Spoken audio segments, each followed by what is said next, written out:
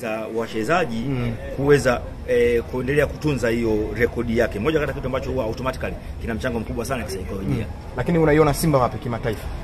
Simba bado mimi naona nafasi bado nayo kwa sababu matukio hayo walishaje kuyapata. Unakumbuka hiyo miaka hiyo walipofunga goli ndio hapa wakaenda kufunga goli 5 kule.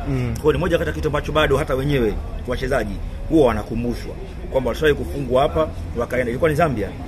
Wakaenda Zambia wakafunga goli 5. Wakaboa moja kati ya kitu ambacho rekodi hiyo inaendelea kuwafanya hata wao wawe active zaidi katika mechi hizo za away.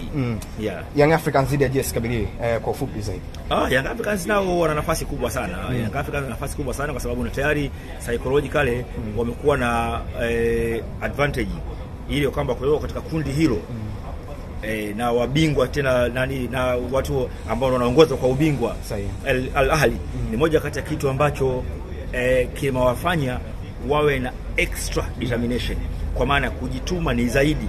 So unajua kama vile vilabu vilivyokuwa vinacheza na timu kubwa huwa vinapania, kitu ambacho kimewafanya Yanga waweze kunufaika. Kwa hiyo kwa mechi hapa ambayo wamekwenda away ni moja kati ya kitu ambacho naamini wanaweza kupata hata alama moja hiyo mechi ya away. Kwa ujumla timu zetu zote za Tanzania hii weekend, kwa timu zetu zote za Tanzania of course